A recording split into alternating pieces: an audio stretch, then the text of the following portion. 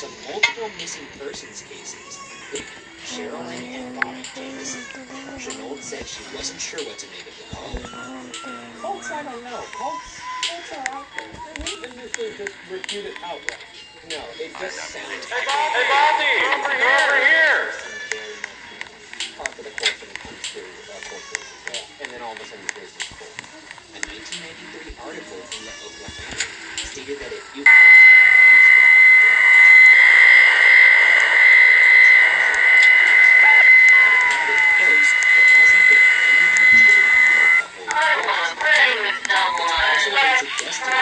Jamisons were into witchcraft. At first, witch Bible found in the Jamison home. No running in the halls. When will you learn?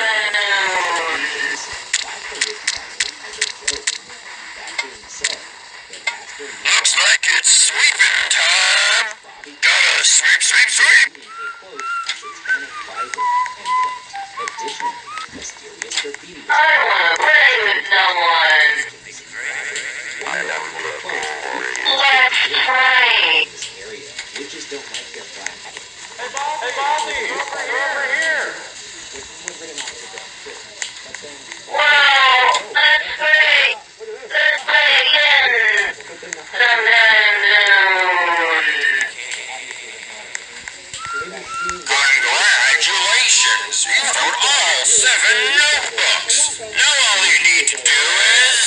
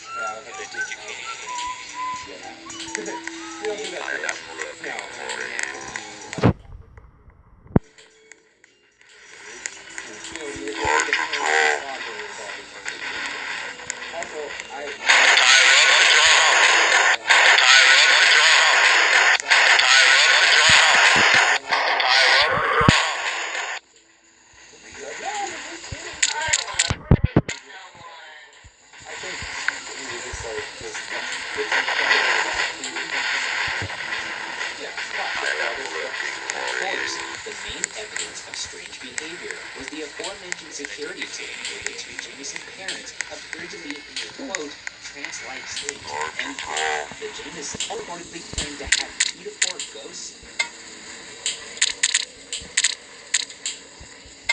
I wanna play with someone.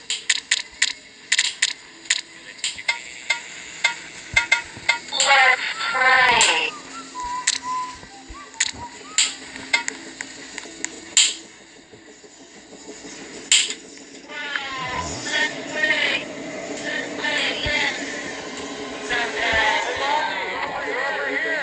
Investigators that Bobby Jamison had once called him asking about, quote, special bullets, and, quote, that could be used to shoot spirits. You have the lady? You looked at him? No, but I don't know if that will Looks like it's sweeping time. Gotta sweep, sweep, sweep. And for the record, I don't believe in special bullets. Which brings us to our 5th and final theory, that drugs were involved. All of the aforementioned strange behavior from the Jamison parents could be explained by the Indian dog. There were actually rumors that the Jamison parents were involved with drugs, and some believe that the family was involved in a drug convoy, as reported by the Oklahoman in May 2010. Sherilyn's mother, who didn't believe drugs were involved, said the couple had been in financial straits. Pure speculation here. But maybe I wanna play with someone. Let's play. something to do with a possible deal, as it makes no sense how the Jamisons found the money, let alone in the car they disappeared from. People know where the money came from. If they were making money off it with drugs, they're great. They're not taking it to the bank. This is from the meth that I just did. They're not reporting that to the IRS. Police initially suspected drugs after viewing the strange security footage. but former Sheriff Beecham said there was no evidence Hey, Baldy, over here! used and somehow involved in the disappearance. Witnesses likely would not have taken 6-year-old Madison with them if some kind of drug-related event was taking place. That's fair. Hey,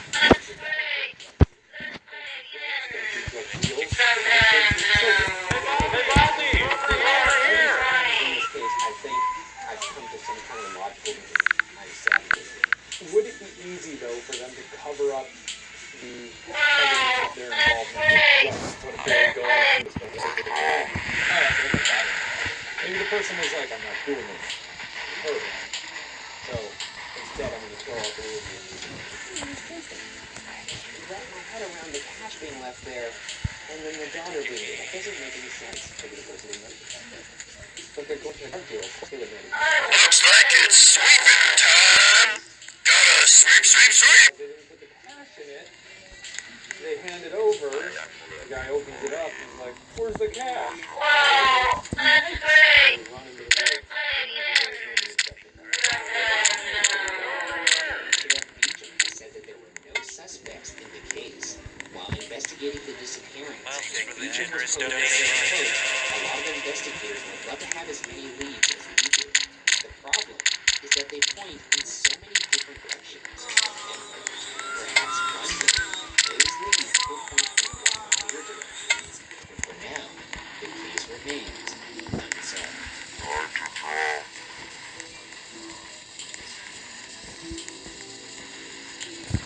I am looking for you.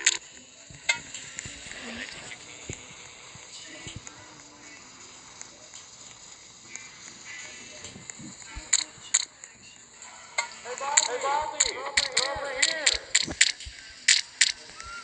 Winchester, this is Ghost Town. Next to terrifying island of Skull. It's gonna be our showdown with the demon to end the trip. Today I must be unsolved to cover multiple cases and visit some of the most haunted, horrifying places in the world in an effort to answer some questions that I've always been curious about. Are ghosts and demons real? And if they are real, can they manipulate, harm, and perhaps even kill the living? Right now, we're in San Jose, California at Sacred Heart Church. We talked to Father Gary Thomas in 2005. Father Thomas was sent all the way to Rome. Hey, Baldy, over here. A movie was actually based on his experiences in Rome, starring Anthony Hopkins. Basically, this dude's the real deal. We're going to be happy that we talked to him and had his guidance when we go to some of these places. Yeah, I think so. We better stock up on some knowledge here, otherwise we're going to get murdered by ghosts. Looks like it's sweeping time. I made our promise. Gotta sweep, sweep, sweep. We regret that statement.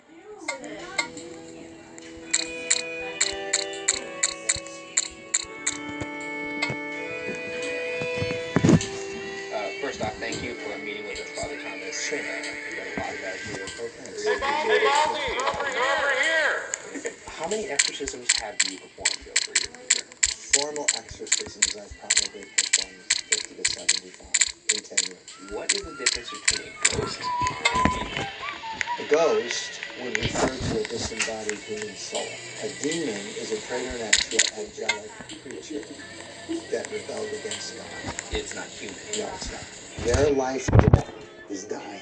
They've been dying. Oh, guys, I bought a since they Game were Pass born. and it sucks. And so they Sucks. One, because they're unparasitic and they feed off our life form. And secondly, their goal is to take as many of us to hell with them as possible. Because they already know they've lost. That's what I just got a shiver down my spine. So, can a ghost and a demon both possess or maybe influence the living? Yes. And I've had those cases. Where are the homes they're going into? One of them is nearby here, the Winchester Mystery House. Essentially, it's a haunted mansion. And then the next one is a haunted doll island in Mexico City. This place is perhaps the scariest. It's a house infested with a demon. Do you have any advice for us going into some of these places where we may come into contact with not so nice spirits? Are we still on camera? Yeah. Okay. If these places are going to have spiritual attachments, I would do nothing to invite them into any kind of conversation. I would do nothing to invite them to somehow show themselves or talk in any way. You don't want to Would it be possible for you to perhaps bless some water or something for me to carry? Yes. Do you have something? It's literally just a water bottle. That's fine. I can bless you. In the name of the Father, and of the Son, and of the Holy Spirit. in your kindness, hear our prayers, and pour down the blessing into this element, so that the health obtained by calling upon your holy name may be made secure against all attack through Christ our Lord. Thank you. Thank you for sitting down with us, and thank you for Was this helpful? Fascinating. This Yeah, was super helpful, and I feel a lot better about Good. what's about to happen. Like, I just feel so comforted right now, and where we're about to go is going to be the exact opposite. So, Yeah. you're not worried about that at all? No. Look at you. Why are we doing this? I don't know if we got this on camera, but he told me, do not be afraid. I mean, I won't lie, I'm very scared, but Do not be afraid. if anything happens, just do not be afraid. That's all you have to keep repeating. He said it a bunch of times in the Bible. Jesus said chill. He said chill. Yeah, sure. All right now we're on our way to the Winchester. Just met with the pastor. Got our holy water, got our tips, our demon tips.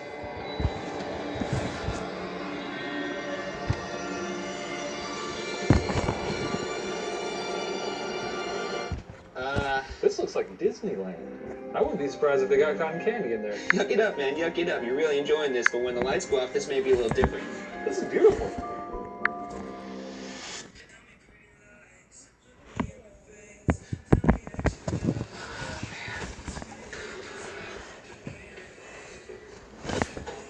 You are full of shit if you do not feel strange right now. No, I don't. Such a fucking shyster, dude. The hair in the back of my neck is standing up. This is crazy. Right now, we're sitting in the bedroom of Sarah Winchester, who built this mansion as the result of a terrible tragedy. Sarah actually passed away in this very room, in that bed right there. Hell of a bed. I assure you, in like half of the places you've been, people have died there. People have probably died in the Chipotle we just ate at. Let's just get into it. Okay. Sarah Pardine was born around 1840 to a very wealthy family. In 1862, in her early 20s, Sarah married William Winchester, whose father, Oliver Winchester, founded the company that made the Winchester repeating rifle, a rifle that will become the ultimate weapon of death in the wars to come. In 1866, Sarah and William had their first child, Annie Pardine Winchester, but unfortunately, their daughter would die from a disease called marasmus only a month and a half later. In 1880, Give me your money. Give me your money right now. The company to William, but William contracted tuberculosis shortly after and tragically died in March 1881, only a few months after his father. Oh. That was the most disingenuous. That was real. Okay, now that we've laid down the facts, let's get into the legend. William's death was almost unbearable for Sarah, who, according to legend, reached out to spiritualists and mediums in Boston to help her understand the deaths of her daughter and husband. Many believe that it was one fateful visit to a particular medium that would change her life. The medium told Sarah that her family was being haunted by the spirits of those killed by the Winchester rifle, and that her family members' deaths were retribution. The medium said Sarah's family was cursed, and that the only way to lift the curse was to move west and build a house, and never stop building. Well, I don't know the end of this story. The good spirits would guide her on what to build, and if she continued building, she could live forever. But if she stopped, the evil spirits that were victims of the Winchester rifle would haunt Sarah forever. If you can live forever, great. But if you have to continue to build a house that time, unless you're having fun, which I don't. It wasn't like putting on a bird hat and...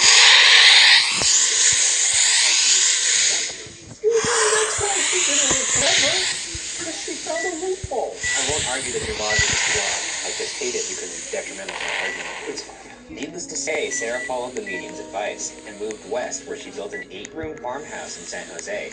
It is estimated that 500 to 600 rooms were built, but due to her constant remodeling, only 151 rooms remained, one of which was newly discovered in October 2016. You think the ghost just checked in every like 3 to 5 years? Check your time cards. See if she's still building that, otherwise we gotta kill her. However, what makes this mansion famous isn't the size or amount of rooms. It's the odd and peculiar nature in which they were constructed.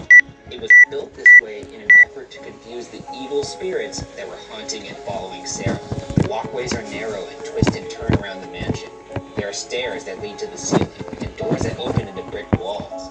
And in one instance, a door known as the door to nowhere that opens to a sheer drop on the outside of the house from the second floor. I can't imagine a ghost would get foiled into falling into these bushes down here, but the thought is nice. Alright, now now that we've established the legend, let's discuss some possible alternate theories as to why Sarah built the way she did. One theory that explains some unfinished aspects of the house is Sarah's arthritis that affected her late in her life. One area called the Hall of Fires is a hallway lined with fireplaces, its purpose to perhaps aid Sarah's arthritis. This could provide a reason for an unfinished staircase, as she possibly saw no reason to complete it, but I struggle to see how this explains a door to nowhere. Nobody is building a house like this because they have arthritis. I'm saying this that is not a theory. I'm just stating No one says, oh, my knuckles feel a little funny. I'm going to build a house with 500 I hear you, man. I agree with you. I'm just saying, this is a theory. Those people are idiots. I mean, you know what the doctor says. Nothing's better for arthritis than a two-story drop to the floor down below. Another theory is that Sarah needed a change of scenery and continued to build to keep her mind occupied and off the grief. Yeah. So, She just wasn't very good at planning. and she did that for her entire life. Okay. That's what I'm saying. Hey, we all need hobbies. Another theory comes from historian Mary Jo Ignato, who invested in Sarah Winchester. Ignato believes Sarah was devoted to building because she was interested in architecture. Ignato reports that Sarah's own letters reveal that construction stopped in months at a time, despite what legend would suggest. Ignato also explains the unfinished state of buildings as a result of an earthquake in 1906 that caused damage to the house, theorizing that Sarah simply shut down that area of the house rather than attempting repairs. And finally, she also cannot find evidence that Sarah communicated with spirits. Although, I will say, I can't imagine communicating with spirits produces any kind of receipt. No, nobody has evidence. Okay, I'm just saying. Yeah, I agree with your comment. We got it. But, enough conjecture. Let's look at some of the spiritually active areas of this very unsettling house. Oh, this room looks like a nightmare. That's fun. There's a few rooms in this house that strike me as, okay, this is a ghost town. This could be it.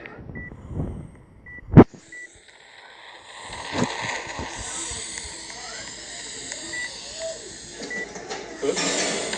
Where the shadow is pointing to. Is it mine? Well, I didn't see something. I heard something. But no, it's right there. Came from up there. Probably bats. That's also a concern. I mean, but okay. One room that's particularly important is a room called the Blue Room, or as some know it, the Seance Room.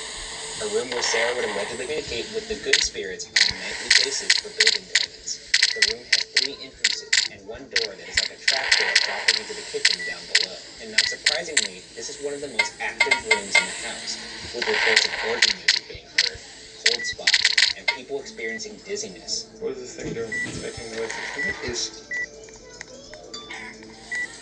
I just took out a brand new battery. I just took off the plastic and put it in, and it drained it all the way to 0. I've never seen it do this before. More than 50 issues. I turned my flashlight off. But Ryan wouldn't do this. Fucking come on, man.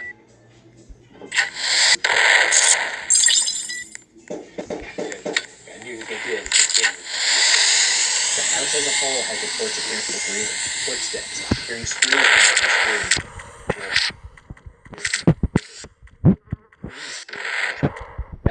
Often seen in her bedroom. Naturally, one of the creepiest and most active places in the entire house is the basement, where guests and workers often claim to see the ghost of a caretaker named Clyde pushing the wheelbarrow. Why walking here by his fucking self is beyond me. Man.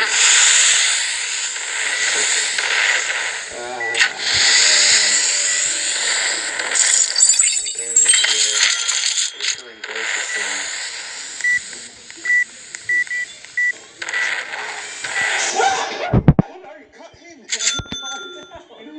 Piece of shit, Shane. My mic went out, and then I was looking for you. He's crouching in here like some kind of cave creature.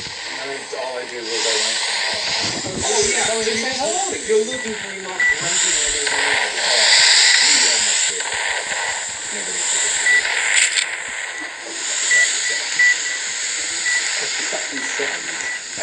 Bullshit. You thought I saw you. I really didn't think it was going to work.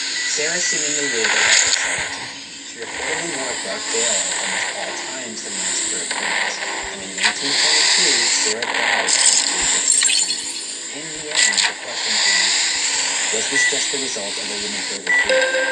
Or were the evil spirits that haunted Sarah Winchester so horrifying that they drove her and perhaps possessed her to fulfill a secret of her death? He probably believes that spirits did save him. Whether or not that's a thing that actually happens, So you're saying it's more along the lines of grief that Yeah. produced, perhaps. I think she went through some pretty harrowing stuff. Let me just ask you straight out, do you believe ghosts are real right now? No. Why do you not believe ghosts? I've never seen one. Okay, I mean, there's a lot of things that you can't see that are real. What can't I see? If you can't see gravity, that's real. Yeah, I can drop an apple. Guess we'll just never believe you until Look, this entire trip, I'm ready. Hey, ghost! There's a touch of my hair! I would do nothing to invite them to come to show themselves or plant that many walls. Give me a little purple nurple or something. Let's have some fun. regardless, the real reason behind the mystery box will remain. I'm so proud of what you're doing this, by the way. It's really something. You're the worst. No, I'm kidding with you. This is neat. If I had one more sitting in this chair looking at that silly face, I think I'm gonna murder you myself. Alright, we're getting out of here. Okay. Yeah, let's leave the house. Checking out San Jose. Onward to Mexico. Yeah, why not?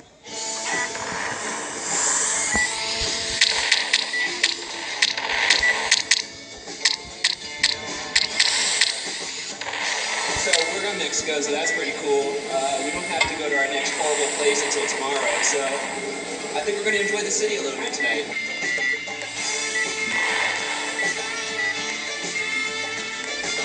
All right.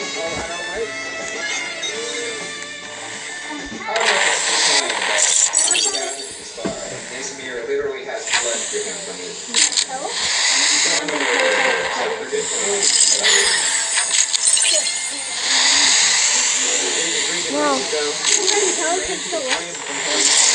I'm gonna tell Johnny.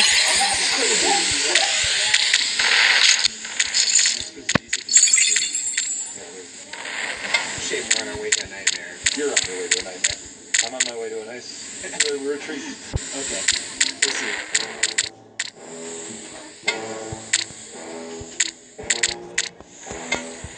Right now we are, we're being carted over to the dock. Just sort of, I guess that's how we use the cameras.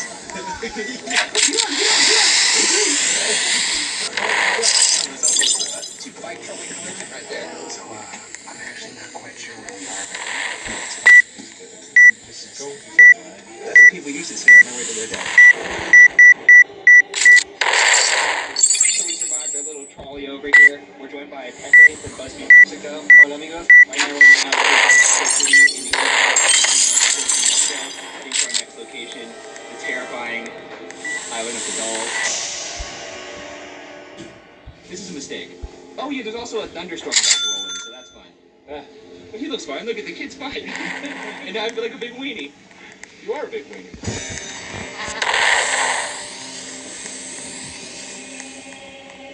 It's been said that people don't like these canals due to the bad energy. Those who navigate the canals claim the dolls lure them to the island. One Tahanera operator claims that he was even possessed for multiple days when approaching them. This is the beginning of a horror movie right now. We're here, and it's raining. Lovely. Shall we? Yep. You go first. Oh, I go first? Okay. It's an ominous cloud in the sky. Yeah, very atmospheric thunder. Well, this seems all horrible and awful in general. And this is so... Committed their life to this. Oh, there's spiders everywhere, so that's nice. I feel nothing like the spiders. Is that right? Yeah. This island is not as pleasant at night. Pepe, you don't come here every weekend? Yeah, where is Pepe? This is not one of my favorite places. In the 1950s, John was persecuted for being overzealous.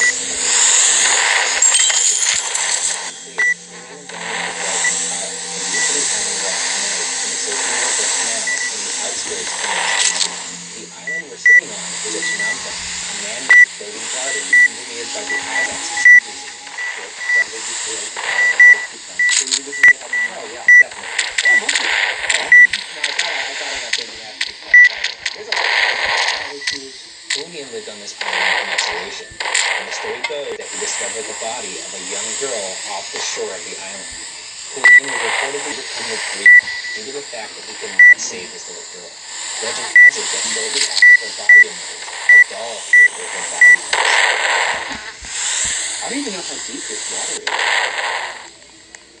Like, if someone were to drown in this, I feel like it looks like it's shallow, but I guess it's just seaweed.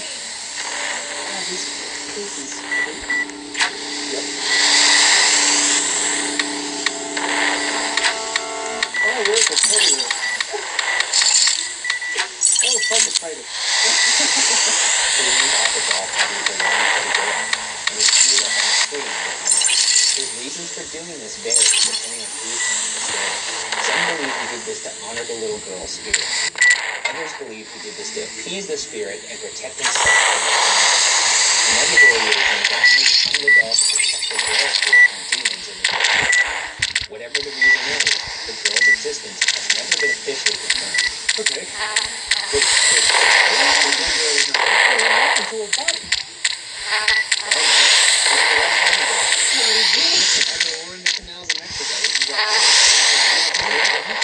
Probably Titus hates her. However, Julian didn't stop at one doll. Instead, he began to amass perhaps the creepiest collection in the history of collecting. Perhaps he felt the more dolls he had.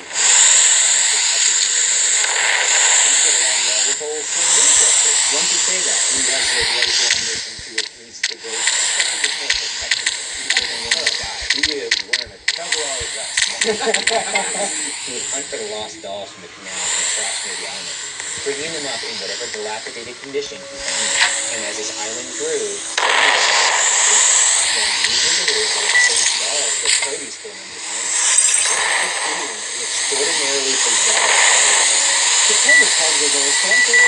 Oh, I thought you were going to like some respect for this place. Nope, don't say that he fucks the doll. I'm going to tuck it on it. This is getting way off track. Okay. The compulsion to collect and hang these dolls was so extreme that those who was driven by the unseen force that comes from the dead. A force that many believe was the spirit of the young girl, hunting and perhaps possessing him and the dolls for 50 straight years in isolation from the world. But he initially seemed to hang the dolls on his leg and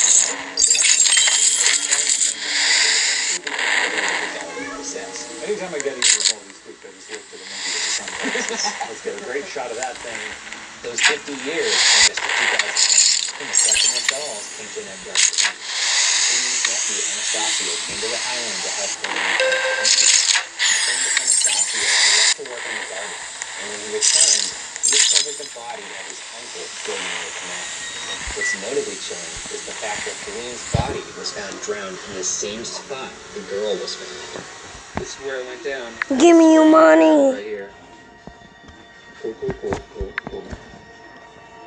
Anastasio, who moved to the island after Julian's death, claims the dolls, quote, move their heads and whisper to each other, end quote. They've got dolls that piss themselves. I mean, do you think these dolls look like they have remotely any kind of technological capability? There was a Mickey Mouse over there with a little pull string. Did it work? I don't know, I didn't touch it. I feel like you touched it.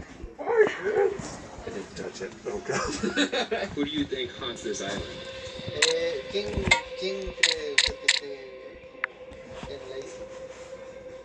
Pues la muchacha que se ahoga en 1950 porque en las noches se escuchan voces de mujer.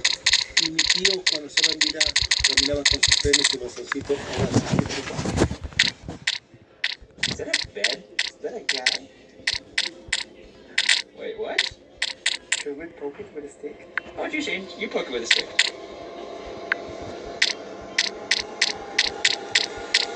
There's no one there. Is this a dream come true for you, Ryan? I can't say that. Don Julian Santana Barrera was 80 at the time of his death. Some people think that the dolls, or the spirits that inhabit them, might have killed Julian. Sure. If that's what it's going to take to get us out of here, then yes. I believe in all of this. Put it on Wikipedia, and let's leave. But to finish this off, let's visit the area that has the most heightened activity on the island.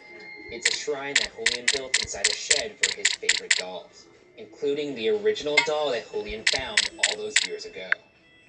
This is the shed where he kept his shrine. And there's candles inside, great. I did bring a little doll of my own.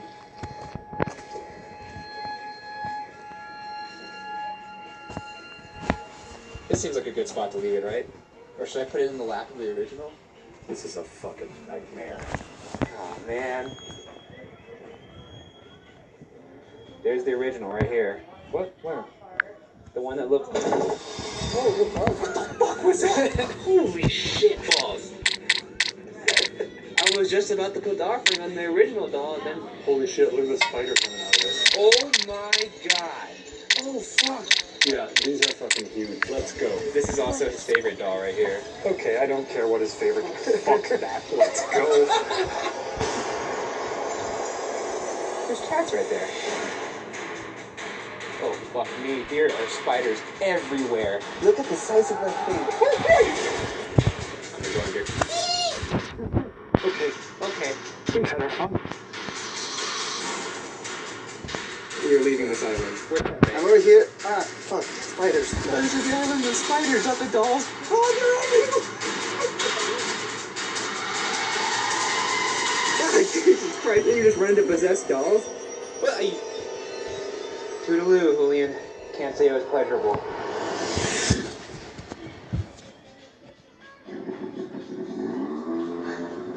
Okay. Give me your money right now. He's a nice and welcoming man. But the You're mystery not to stand by was Sasu. the result of his own compulsive behavior? Or was it the result of the spirit that he claimed haunted him for the last 50 plus years of his life? For now, and perhaps forever, the case remains unsolved. I like spiders. I think spiders are good. I think they're a great little insect or arachnid. But fuck everything. But, man, I did not give me your money. Oh, no. I just squirt diarrhea Father Thomas to this island. everywhere. I don't think he would. What makes you think that? Well, because I don't know if you Give me exercise money. spiders. Fortnite, the most epic game ever. It's gonna be our showdown with the demon to end the trip. We've defeated the spiders. Kill all the spiders. Whole island on fire. Infester. I got my holy water ready. I'm ready for this showdown. I don't think you are. It's Right now we're on our way to a house widely considered to be infested with a demon who tortured a young family. The grand finale. We're going to the Sally house.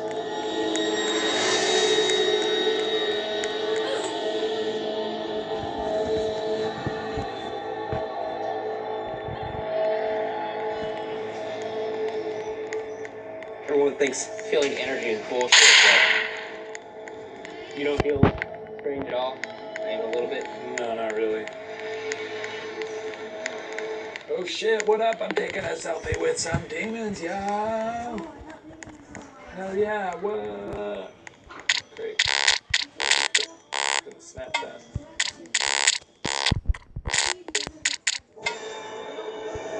What's that? You're insufferable. I was working myself up here now. Sure. Are you alright, man? Yeah, I know. I'm just gonna get okay. Joke on who you want. And don't ask me for some later. I won't.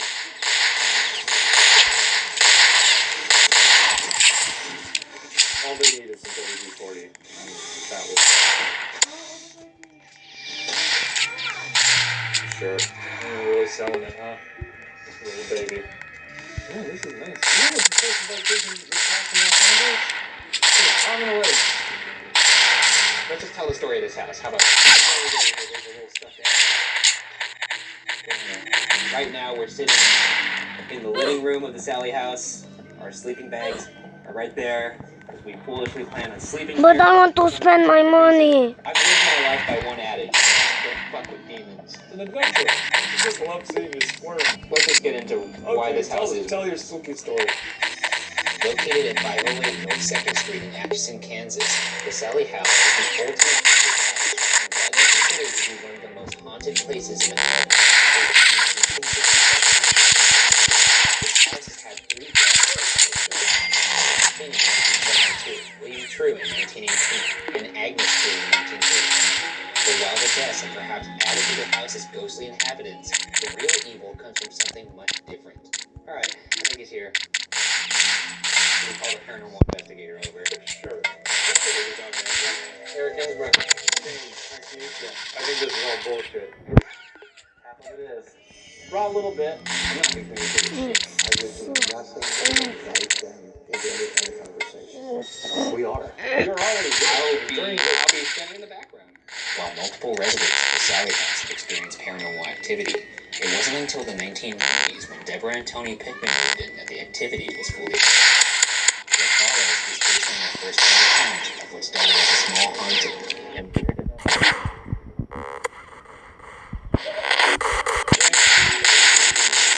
First, 1992, the haunting started small. Lights in the house was dim.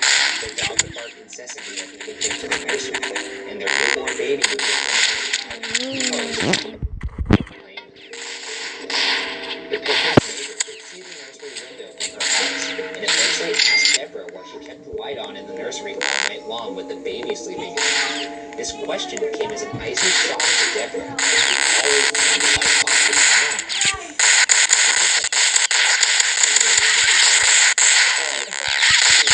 Things got especially weird on July 14th, 1993, when Deborah, Tony, and her sister Karen discovered all the stuffed animals in the nursery organized into a neat circle back to back in the middle of the room on the floor. The 3 of them figured if none of them came out, it was good, so they put the animals back. To their horror, when they returned, not only was the light on, but a bear was knocked off its chair and laying in the back of the room. You better get out of this house. Somebody knocked that little bear out of his room. You telling me you wouldn't be unnerved by going upstairs and seeing a bunch of stuffed animals organized into a little cult circle when no one did it? After that, everybody did some stuff, took their baby, and left the house to stay with Tony's parents. I mean, I can't imagine. While they were leaving the house, Tony felt a sharp sting. When they lifted up the shirt, they discovered 3 long Tony would continue to get viciously scratched this time on. And in one instance, on video. The Pickmans eventually would turn to a psychic, who picked up on a presence named Sally. Sally, she's here. She's here. Let's communicate. Here's a flashlight. If you can turn the flashlight on, let us know you're here. That'd be great.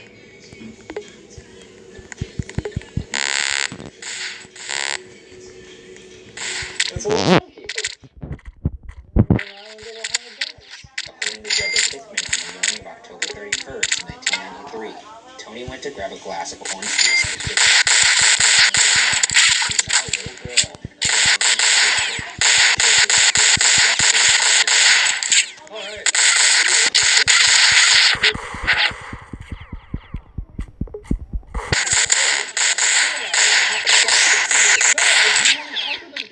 We met a pal named Father Thomas. He told us not to talk to you, but I think he does his job. There would be nothing to invite them to somehow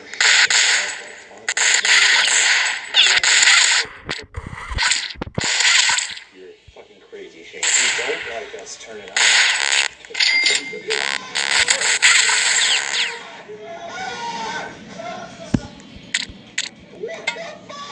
Oh, shit! No!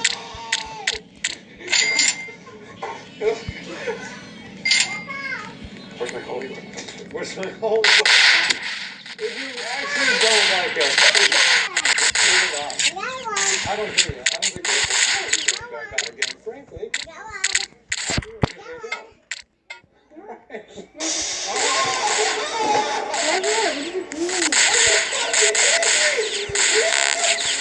Keep in mind, we're spending the night here. Please turn the light off for us, spirits. all went off. Thank you. Oh, please try. Oh, you should have never talked to me. That's a car rolling by. No, that's the fucking flashlight rolling in the background.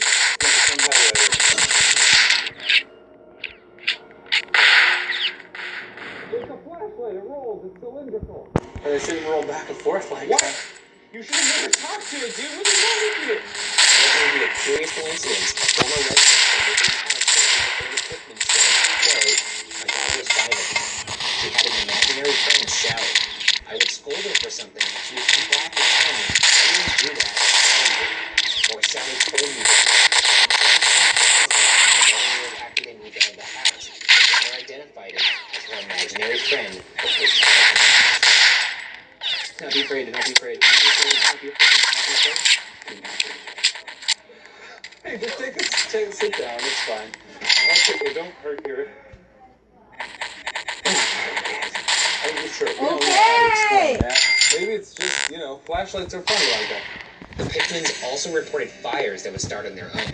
In fact, 2 former residents before the Pickmans reported fires starting inexplicably in the room that would eventually become the Pickmans' nursery. The activity continued to escalate beyond fires, however. A lamp was showing Tony's mother. Tony reported hearing scratching behind his bed. Quote, almost like you have an animal waiting to get out of the wall, end quote.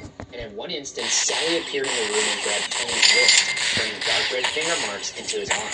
At this point, Tony believed, quote, we're dealing with something way beyond a little girl, end quote, and begged to leave the house.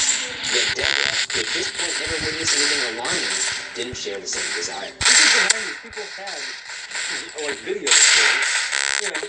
I mean, the scratchings all happen on camera, but here's the thing. This is what I fucking love about, paranormal evidence. People are always clamoring for it, right? Like, where's the evidence? And then when the evidence finally is there, it's like, fake. Things eventually went beyond physical terror, however. Here's another quote from Tony. Quote, it got to the point where when I was in the house, I could not think any happy thought. It was just strictly, I wanted to hurt her. I was a whole different person. But something can come inside me and make me capable of doing that. It tears me up. As much as I hate to say it, I plan on slitting her throat. Jesus Christ! If you slit my throat tonight, I'm going to allow no forgiveness for that. Would you haunt me for that? No, because In 1994, the Pickmans finally moved out of the house. But at this point, you're probably wondering, who is Sally? From what I could find, records show that Sally Isabel Hall did indeed live in the house in 1905, but she was actually a 34-year-old black woman.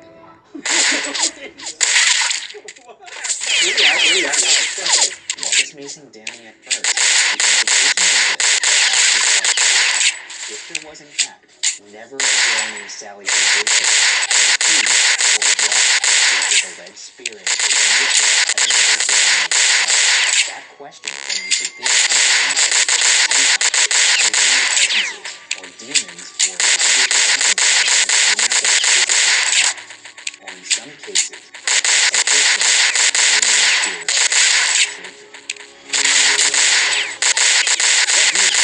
he was like, there was a black lady who lived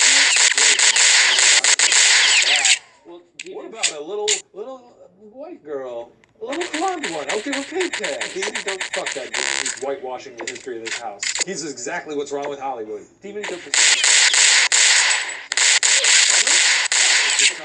like an energy is not human, it needs energy, it needs soul to beat off of. So if you need that, you need with the horn, it makes sense. I don't respect this demon. But what really suggests the presence of a demon is something that occurred in the basement well after the Pickmans left the house. A female tenant, her husband, and their children moved into the house activity. But on a surprise visit from landlord Les Smith, he allegedly discovered something terrifying in the basement. A large pentagram on the floor, an altar, a large black kettle, and a black robe. A pointy hat. A green stick. Hey man, A lizard tongue. Eyeballs. that's what he found. Many believe that this female tenant was a Satan performing sacrificial rituals. To this day, there's a black mark on the floor where the alleged rituals took place.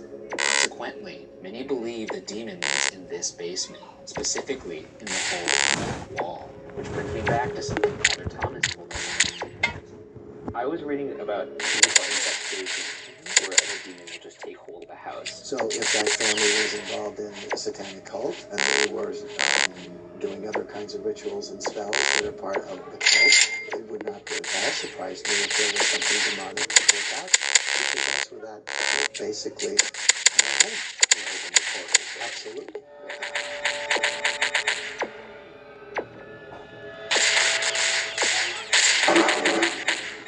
If you're there in the hole, you must speak to us or communicate with us. Turn that flashlight on. Please don't. Please don't. Please don't. That's it. We're giving off high EMF here because of this. So that's a false reading. But since there's a lot of electricity coming through here, that's saying it could feed a spirit. Oh, that's good. Let's feed him more. Why not, right? He's hungry. If you want to eat my heart,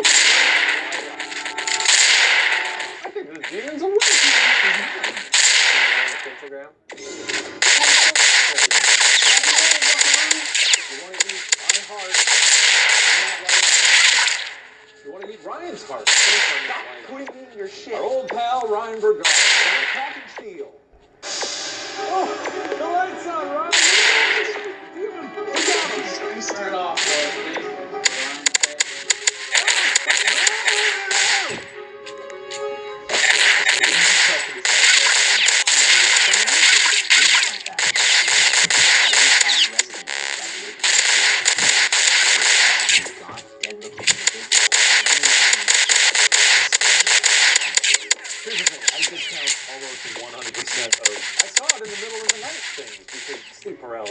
Oftentimes, most people wake up and see shit. If I wake up tonight and there's this grotesque looking thing laying next to me and just staring at me with its fucking stupid beady eyes open, I'd be a shit.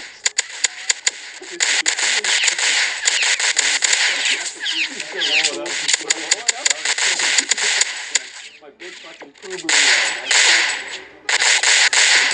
I'll leave all the shit. I'm fucking never coming back. The fact that we're sleeping in this house after what we saw is astounding. I'm proud of you, Ryan. Time to sleep. Lights out, I guess. We're gonna sleep here all night. It's gonna be dreadful. This briefing that's directly below us is that basement. Why would you say that? I'm gonna get closer to you. I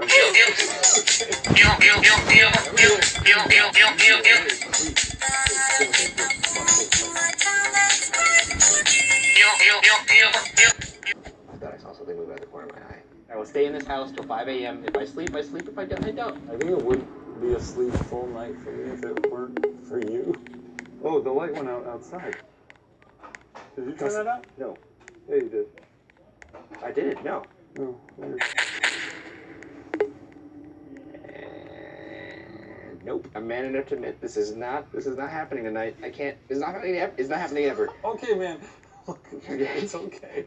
I think I just blacked out. You've given up? Don't say it like that. Well, I mean, that's what's happening. Here's what I'll do. The witching hour is at 3, right? Why is it 3? That's to mock the Holy Trinity. Sometimes you'll hear 3 knocks. That's a demon. When it hits 3 o'clock, I'll be quiet for 3 minutes. No, you won't. I will. If you give me time, I think like 1 minute, 2 minutes. Yeah. 3, 2, 1.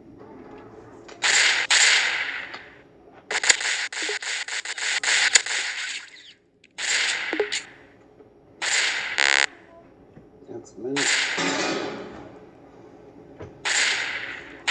That's another minute.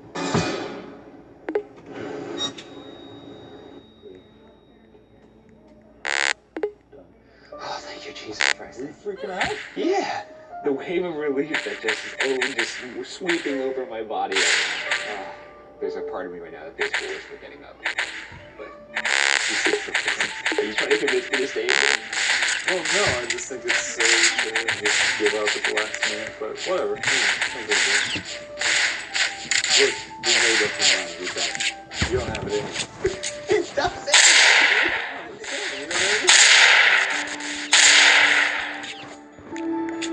Do not be afraid.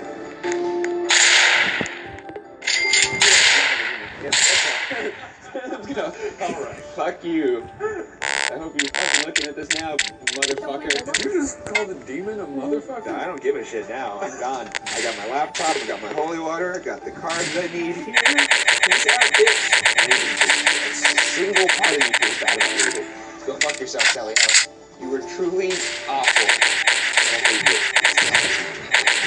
That would be the most embarrassing, but No, it's actually happy. It's the house. Fuck that house. Goodbye.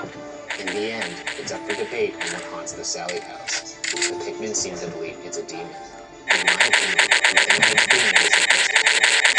But as always, the mystery will remain.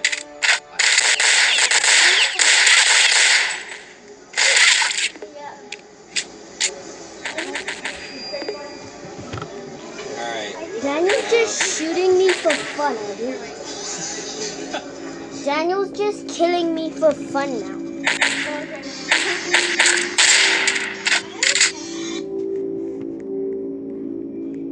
It's been a couple days since we've had some time to recuperate and actually get a gauge of what we saw. I think we saw really a lot of process. You know, the first two occasions I wasn't sure. My confidence was starting to waver, even at the last place, till like about halfway through. So when that flashlight turned on, I think that's pretty positive. Ghosts and or demons are real. There's no other explanation for it. no, I just think it was a wonderful coincidence. And I'm glad it happened because we got to see you turn into a battling mess. Coincidence 5 times in a row. He screwed the flashlight to right in between the on and off. Even if it's on the edge, like at the very edge, it's still just a little bit of a push. No, it doesn't. You know, Who gave that push? Casper the Friendly Ghost. Look, I'm happy to let you believe in this, because I think it's fun that you believe in it, because if we go to more places, it's going to be fun to watch you freak out. Are demons and ghosts real? And that's a solid sign. How about that? We sure had fun. Alright, let's get out of here.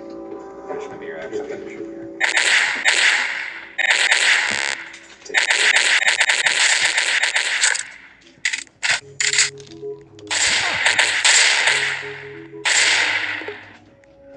He looks like really happy. Look at that little face. He looks like he's eating grapes. This house is driving me insane. What's in here? Whoa, what is That's a mirror. Oh, there's a guy there who looks just like me. Oh, I turned the light back on and there was something standing right Isn't it there. crazy how the light over there was just like pooling? Yeah, there was a full light over there. That's really interesting. Get the fuck out of here. This is insane. This is one of the craziest experiences in my life. Can you imagine what it's gonna be like coming back at night? I don't want to imagine that. Can't you just let me enjoy the moment for once? No. Father Thomas would be so proud of us. I don't think you would, to be honest. Why? Because you directly disobeyed everything he said. You laid on the floor on the pentagram with your belly bared for the demon to smack. Yeah. And he didn't. What a trip it's been. We've seen a lot of stuff. Seen spiders. Went to see Ghouls.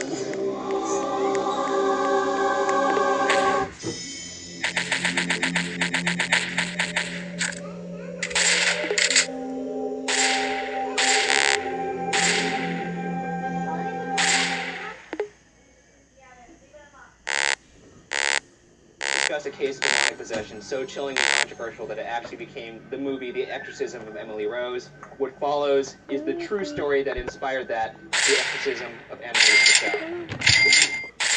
It's one of the few actual cases of demonic possession that went to court. Alright. It's a... Wait, did they like sue the demon? You'll find out. Okay. Born in 1952 in the small town of Klingenberg in Bavaria, Germany, Annalise Michel was raised as a strict Catholic and was described as very bright and likable. In September 1968, when Annalise was 16 years old, she experienced her first episode of losing consciousness, and later that night, she felt as if something was pressing down on her chest, pinning her to her bed.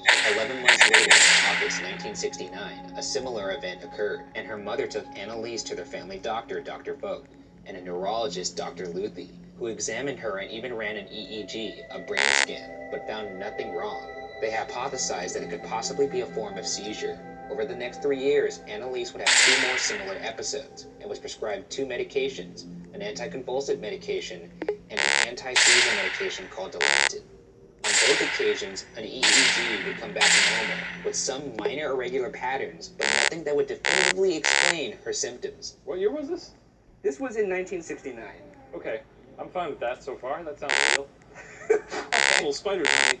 Sorry if I blew it on you. Well, you did. It was in spring 1973 that things took a turn for the stranger. Annalise began to hear knocking sounds in her bedroom. Sounds her sisters would hear as well. But even more alarming, Annalise also reported hearing a voice damning her head. Her mother was further witness Annalise with, quote, eyes turned black, jet black, and her hands seemed to turn into thick paws with claws. What? Those are some chunky paws on her daughter. Uh-oh. You know what? Let's move on. Let's not get caught up on the bare hands. I shouldn't have even said that part. Yeah, we can't move past her having paws. I knew you were going to learn. I'm just She going had to little confess. kitty cat paws. In September 1973, in a neurological visit with Dr. Luthi, Annalise described horrific visions of demon faces that were tormenting her and stated that she felt the devil was inside her.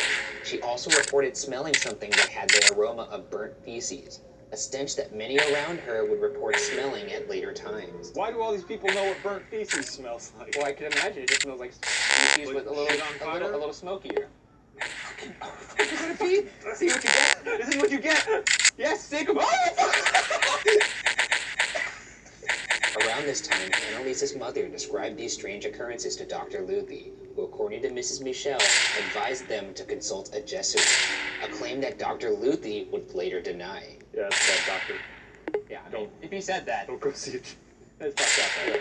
Whether or not that's true, the family definitely searched for a priest and eventually found a priest in November 1973. Annalise met with a Freudian psychiatrist who diagnosed her as a neurotic with possible epilepsy, and another neurologist found she had, quote, epileptic patterns, and took her off the Dilantin and put her on Tegretol, a much stronger drug. In July 1975, Annalise's extremely odd behavior worsened. She barely slept and prayed fervently all night. She ate spiders and flies, and even licked her own urine up from the floor. She destroyed rosaries, crucifixes, and holy pictures on the wall. Annalise also exhibited strength that was, quote, close to superhuman, throwing her sister, quote, as if she were a rag doll.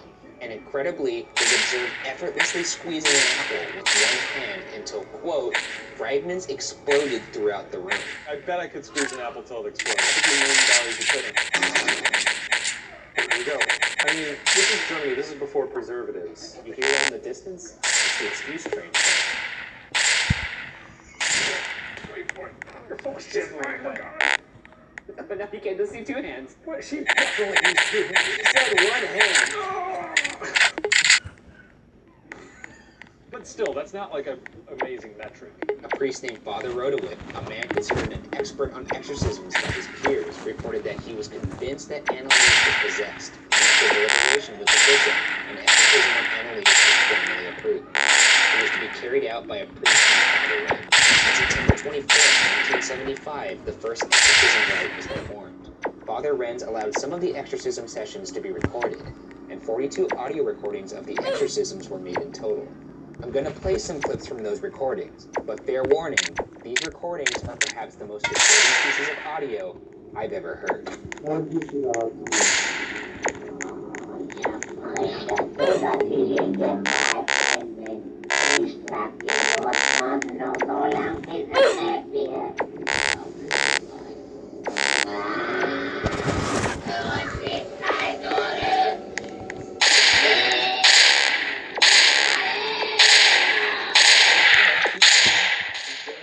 I mean, do you think that sounds like it came out of a girl? Like, Yes, it sounds like a girl doing a funny voice. but your unrelenting skepticism is exhausting. It drains me of all.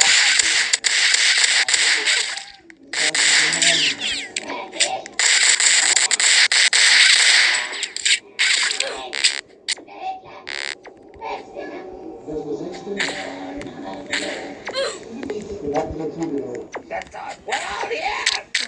It's all I ran out of evil people to think. The blind man from Die Hard!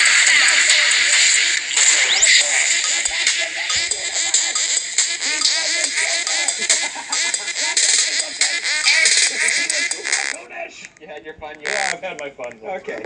Annalise also named Fleischmann as one of her demons and provided accurate details of the real Fleischmann, who was a priest in search for God's awakening. These details seem as an ancient shock to Father Alt, who claims enemies that have no possession. That is the only thing that is strange. All the other stuff is just things that a person could do. To learn more about demonic possession, we sat down with Father Gary Thomas, a Vatican-approved exorcist, who explained to us different signs of possession. All of these Annalise had. One would be an aversion to the sacred.